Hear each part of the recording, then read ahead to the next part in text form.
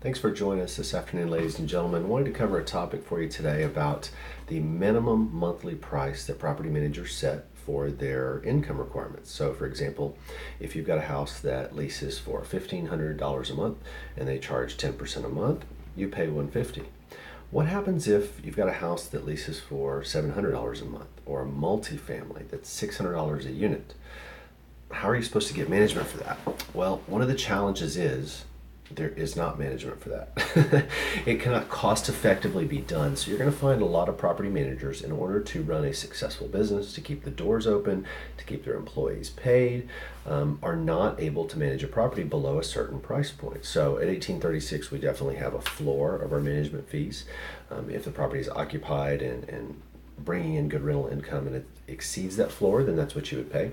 If the property is vacant, it would drop to that floor so that you're not paying excessively when it is vacant.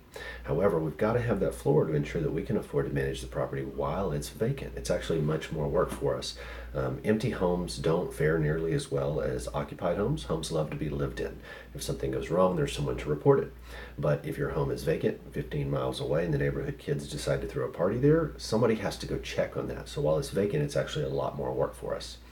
Most management companies will set a floor of somewhere between $75, $100, $125 because that helps them do their job properly. Their accounting, their overhead, their employees, their 24/7 service. None of that stops just because your property goes vacant for 30 days. So there will be a minimum management charge.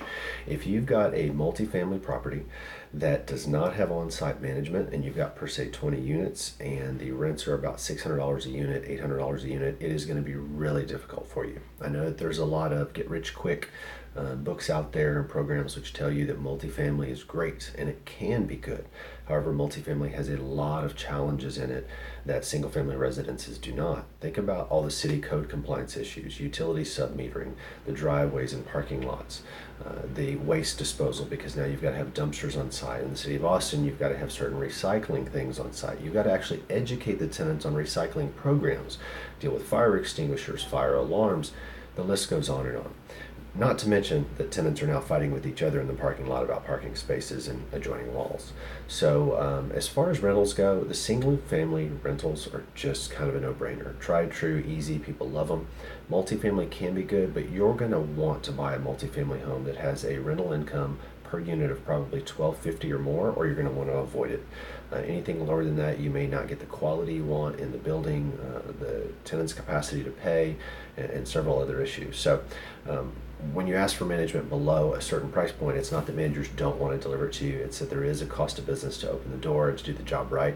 If somebody agrees to manage your home for a low flat fee a month or $50 a month, you should really ask yourself why you're going with them, because they cannot afford to do it for that, and they're taking the business not knowing exactly what their costs are or how to run an effective business, and they may not be there tomorrow.